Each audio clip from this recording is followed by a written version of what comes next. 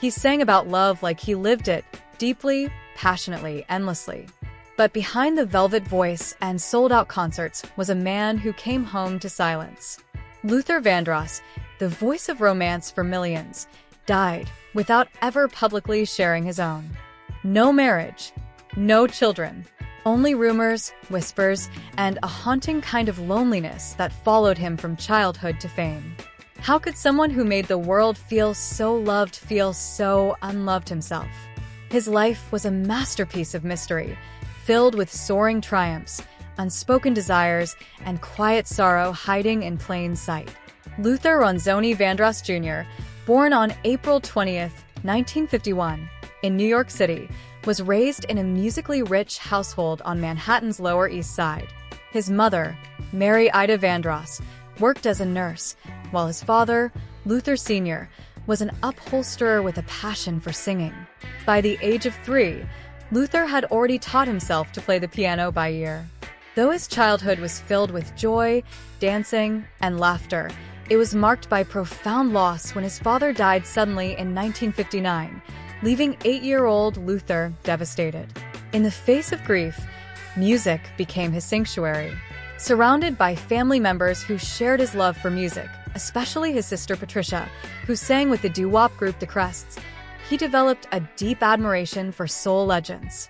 He was especially inspired by Dionne Warwick and Aretha Franklin, whose music shaped his aspirations. As a teenager, he formed a vocal group called Shades of Jade and performed regularly at the Apollo Theater's Amateur Night.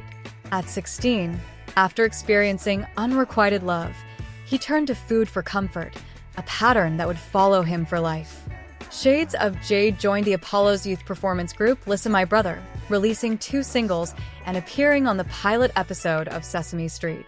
Even at 18, Luther admitted that music consumed him so thoroughly, it kept him distracted from romantic pursuits.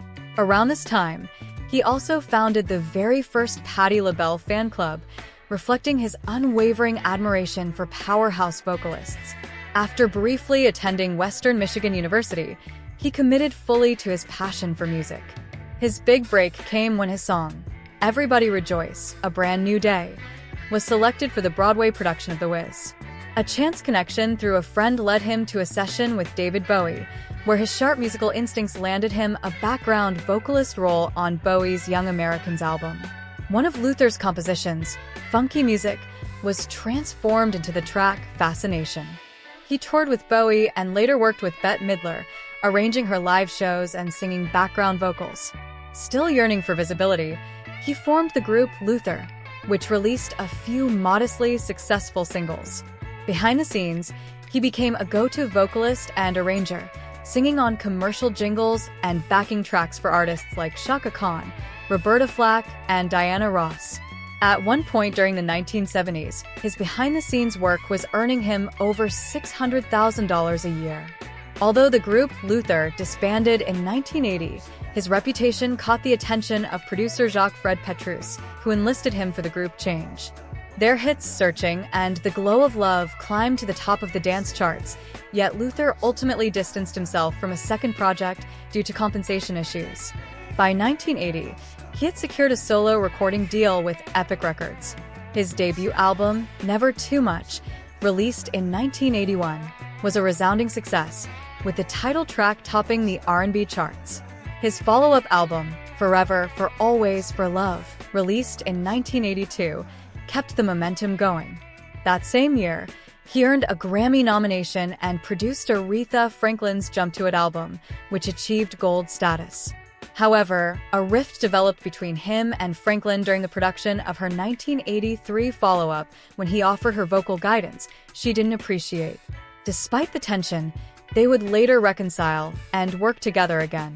His 1983 album Busybody included the standout track, Superstar, and a moving duet with his idol Dionne Warwick, How Many Times Can We Say Goodbye? In 1985, he discovered 14-year-old Jimmy Salvemini on Star Search and helped him land a record deal, even producing his debut album. Around the same time, Luther embarked on a significant weight loss journey, shedding 126 pounds. Despite his rising success, false tabloid rumors began to spread. In 1985, a British music publication wrongly reported that he had AIDS, prompting him to consider legal action. Tragedy struck the following year when Luther was involved in a devastating car accident with Jimmy Salvemini and his brother Larry. Larry died in the crash, and Luther was initially charged with vehicular manslaughter. Though the charges were eventually dropped, the emotional toll was severe. That same year, he released Give Me the Reason, which featured R&B staples like Stop to Love and So Amazing. But heartbreak and health struggles continued to shadow his life. In 1987, his drummer Yogi Horton died suddenly, compounding his emotional burden. Publicly, Luther maintained a polished image, but behind the scenes, he clashed with peers, including a notorious feud with Anita Baker. Their fallout stemmed from a disagreement during a planned duet at the 1987 Grammy Awards, when Baker altered the agreed-upon arrangement. By 1991, he released Power of Love, a triumph that earned him his first Grammy Award for Best Male R&B Vocal Performance. Yet even as his artistry soared, his personal battles deepened. His 1993 album Never Let Me Go failed to reach the chart-topping status of his earlier work. During the accompanying tour, he faced tensions with opening act En Vogue. Tragedy returned with the death of his beloved sister Patricia, and shortly after, his longtime manager Billy Bass resigned, revealing that Luther was often unhappy when offstage. Returning home to solitude, the weight of loneliness settled in. In 1994, he released Songs, a collection of classic covers that featured a touching duet with Mariah Carey on Endless Love.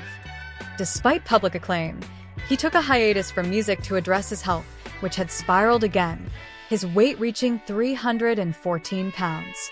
In 2001, he re-emerged stronger, signing with Clive Davis's J Records and releasing a self-titled album. 2 years later, Dance with My Father arrived, filled with emotional resonance and introspection. The title track, a tribute to his late father, became one of the most defining songs of his career. Yet despite renewed success, lingering health issues persisted. In April 2003, he suffered a debilitating stroke that left him in a coma for nearly 2 months. Though he partially recovered, his ability to perform was significantly diminished. According to journalist Michael Musto, Luther longed deeply for a loving relationship in his final years and often expressed a desire to find a partner. Throughout it all, his mother remained his greatest supporter, representing him in public appearances when he could not. His final public appearance came in May 2004 on The Oprah Winfrey Show. Just over a year later, on July 1, 2005, Luther Vandross passed away at the age of 54. His legacy lives on, not just in the velvet richness of his voice or the timeless quality of his ballads, but in the way he gave voice to love, longing, heartbreak, and joy. A master of soul, a perfectionist in the studio, and a man whose private battles ran as deep as his lyrics, Luther Vandross left behind a sound that will echo for generations. Thank you for watching.